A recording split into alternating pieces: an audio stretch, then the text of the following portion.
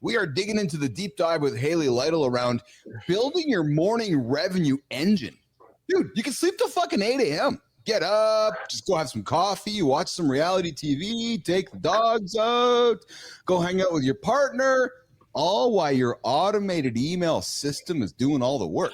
That 10, 12-hour workday, the constant prospecting, the endless sales calls. Listen, in the next 12 minutes, you're going to see the exact funnel system that cut one entrepreneur's workload by 50%. Not through better time management. No, she's sleeping again until 8 o'clock. Through automation that sells while you sleep. Haley, let's get super tactical right now. When a client calls you, when Johnny Anderson says, hey, I'm stuck in a 12-hour grind. What's the first system you're telling John to build? Haley Lytle. Sorry. I would have to start out by saying, what are you selling? And is it worth the 12 hours that you're putting into it? I find that so many people get stuck in these time traps because maybe their offer is great, but the positioning is really crap around it. And so one of the first things that I actually start to look at is, do we have a solid offer in place that we can build a funnel around? Because if we don't have something solid in place that your audience isn't latching onto in the first place, if we put a funnel in place, it's just like a band-aid, right? It's not really going to do anything. So I'd really ask John, okay, are you on sales calls 12 hours a day, or are you on LinkedIn 12 hours a day? Like, where is your starting point? That's a really important thing that I think so many people skip over, is meeting people where they're at. Yeah, I got to jump on that right away. If an offer doesn't create enough interest, it doesn't make a difference how good your funnel is.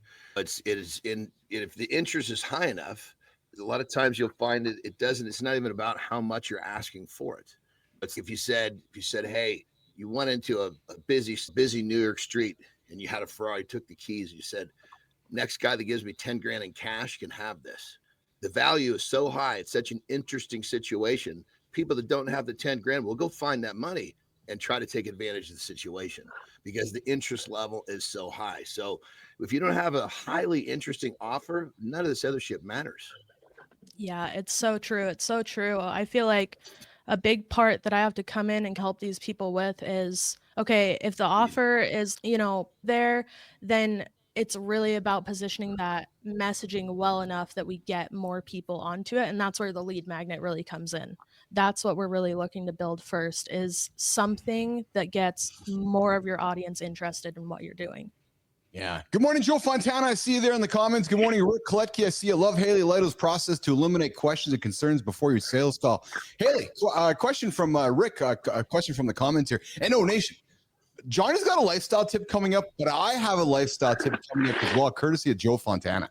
He dropped it yesterday on LinkedIn. If you want new tires for your car, you need to hear what I'm going to say in a few moments, man. Joe Fontana dropping nuggets on LinkedIn. But hey, Rick says this for you. Question for you, Haley. Curious how you qualify whom you reach out to in your emails. So we aren't doing outreach. I don't do cold emails. I don't waste my time doing that. We build a curated list of people who are potentially interested in your offer. So we do that by building this lead magnet that drives people to your list. So yes, I have a cold outreach strategy for the DMs.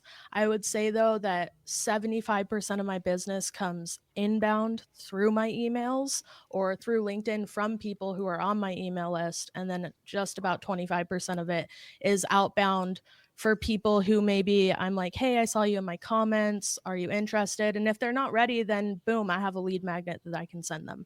And then they're in my email list. So what do you say to the person who's got, say, a big email list, 20, 30,000 people, and they're just not getting a very good open rate? What do you say to that person? Man, another really good question that I recently I'm actually in the middle of fixing this problem for somebody. So many of these people have these email lists that are like 10, 20,000 people that they've curated from like LinkedIn or websites where they've just scrubbed the emails. Yes. And what happens when you do that is you get really poor open rates and really poor deliverability. And when you get poor deliverability, you get tons of people who are bouncing. So first of all, I always ask, when's the last time you sent an email? how often are you sending emails? Do you have people responding? If you don't, okay, let's send a re-engagement sequence to see if we can get them interested in a lead magnet that we have to offer.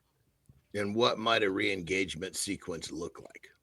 Yep. So I usually would say it's about 3 emails. You have to be really careful with these because if you have a dead list and you send them 5 emails over 5 days, they're going to instantly unsubscribe because they're like, who the hell is this person in my inbox? So I usually go with 1 email that says, hey, it's been a while. I know that you got on this email list because you're interested in this. I actually came out with this free resource. Here it is if you're interested. 2 days later, follow up. Hey, I don't know if you grabbed the lead magnet. If you did, here's some more value on it, why you should download it. And then day 3, a couple days later, you say, all right, cool. I showed you my offer. Either you're in or you're out. Time to say goodbye. And then you scrub those people from the list. And that's a good thing. Even if you're losing like 1,000 people, you want those 1,000 people off your list. Wow. Yeah. Nation, have we ever had somebody offering so many nuggets here in such a short period of time here, Marty? Richie? Haley's just dropping nuggets here for you, Nation. So if you're looking to take charge of your future, you got to keep tuning into what Haley Lytle's offering here on your email marketing. But Haley, let's get specific about implementation. Using John as the example. Let's take us through what happens when your funnel system takes over. What's John's first morning feel like when he wakes up to automated sales? Yeah, this definitely isn't an overnight thing. And I always remind people that. But, that first morning, John's got a link in his LinkedIn that drives people to his email list. And he's got content that's calling people to his email list. And the day that he wakes up and sees $10,000 in his email account, I'd say he's probably taken the day off knowing that this is possible, that he just went to bed and If woke you're up talking to about revenue. me, they're talking about me. That's not happening. Yeah, no, fuck that. I knew he was I gonna would do have. it. Yeah, I would've but bought there's that. some people, Let's get another 10. when they get a little bit ahead, they back off. For me, it's not about the money, it's about the process succeeding. I want more of the success.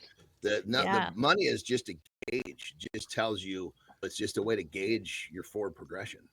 Yeah. I would say too, one of the best outcomes of my funnel, I have a little video testimonial that I like save in my pocket just because it's such a feel good one. But Yeah. it really comes down to that mental shift of, oh my God, I can write emails and they can make me money, and it can actually be really fun to make long form content.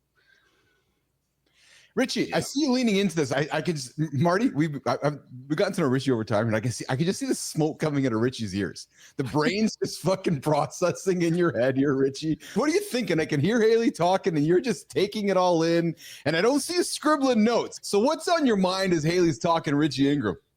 So I'll tell you why I'm not scribbling notes. I'm not scribbling notes because I don't want to waste this. I don't want to waste a second of absorbing what she's fucking saying. And here's why. Me getting into my speaking career is relatively new, right? So I've been focused on the product because, like Haley just said, you have to make sure that you have a deliverable that people actually want.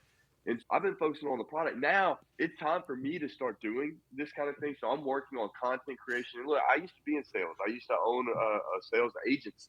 And it was all about the front load, doing the hard work first, putting in the what if, then this. And I didn't know what the fuck I was doing. Like, I just did it. But at the time, I was bootstrapping. And so I was trying to figure it out. I didn't have money. And so Haley I'm here to learn, man. She's dropping nuggets, eh, Richie? She's dropping nuggets. Yeah. Is there one thing that stands out for you, though, that she said? So knowing your previous sales experience, Richie, and knowing your journey now, is there one thing jumping out of Haley's mouth that you're like, oh, I'm going to lean into that? Is there one specific thing, Richie? Yeah, so the number one, it's not really anything she said, but it's where I connected with her. And where I connected with her is my job is to product and provide talent and the service. I'm going to outsource what she's telling me because I don't like that. And what John said, you have to like the process. I don't like doing that kind of thing. So I'm going to come to someone like Haley and say, hey, look, I need here's what I can do. Here's what my budget is. Help me get to, here's what my end state is. Can you do that? And so that's where I'm connecting with Haley on that, because I don't know what I don't know, but I know that I need help. Yeah. Haley, give us the best transformation story you've had. A client who went from always selling to a system that's selling for me And what's the one thing that changed everything for them as we work towards wrapping up our segment with you? And my hope is your answer is going to inspire somebody listening going, aha, goes on. Haley, best transformation story. Oh man, I always say I'm my best transformation story. I I really came from a place where I was like $30,000 in debt. I had no job. I had quit with no plan, but I knew that I wanted to be an entrepreneur. And so I was like, I'm going to put all my eggs into something and figure this out. I knew that I liked writing. And so I ended up joining a cohort and they were like, hey, check out email marketing. And so I did. I got on LinkedIn. I was on there for like 3 months, spending 12 hours a day on there, grinding, even on LinkedIn at my part time job, just making absolute nothing, no money at all. And I put in this email funnel. I started driving people to it. And I remember after the third week of doing it, I had $5,000 in my bank account. And I was like, this is money. This is how you have to do business. You can't do what everybody else is doing. You can't play everybody else's game. You have to play your own game. You have to put systems in place that work for you and allow you to get to the next level. And I truly believe that is what email funnels let people do. Yeah. Before we get to some lifestyle tips for myself and Johnny, Marty, any questions from you for Haley before we invite Haley to the rest of her day? If there's one thing that helps me is pain points, because I hate selling too. But when I can find that pain point, that kind of gets people. You have any more nuggets like that, or can you expound on pain points when it comes to getting people to buy your service? Yeah. This is one of my favorite things to talk about. Actually, I'm coming out with a whole product on this. It's everywhere on LinkedIn. Like, you got to know your audience, you got to know their pain points, and nobody actually tells you how the hell to find their pain points other than like researching online and maybe hopping in the DMs and being like, what are you struggling with? And when you ask that, so many people ghost you because they think that you are trying to sell to them. So when I think about pain points, I go, okay, if my pain point is I'm not getting any leads, what are the symptoms that I am feeling every day? Okay, maybe I'm writing crappy content. Maybe it's making me feel bad after work. And then your solution is based around those symptoms that are occurring every day rather than broad pain points that everybody's talking about. You're getting one step closer to talking about the day to day, and that really makes you relate to them. Yeah. Haley Lytle, you are dropping. I'm going to take a Rick here. I said Haley's dropping nuggets. No, Haley's dropping bombs here today. So I love the information you're dropping here. And Rick's taking the perspective of I'm serving them, I'm not selling them anything, has helped Rick as well. And Joe Fontana jumping in with great analogy, focusing on the symptoms here. Haley, you've just shown us the blueprint for freedom. Where can people connect with you to learn more about turning their manual hustle into automated success? Haley Lytle. Yeah, find me on LinkedIn, Haley Lytle. Find me on Threads now. I've got 10 followers on there. So go find me on Threads, Haley_Lytle. I'm on there dropping bombs about how to turn your engagement into revenue with email funnels. So yeah, catch me on those places. Awesome. Haley, we dropped bombs all morning for you. So we come back and hang out with us again. Absolutely. I had a great time. Awesome. Well, Thank you, Haley. Haley's appreciate you, Haley.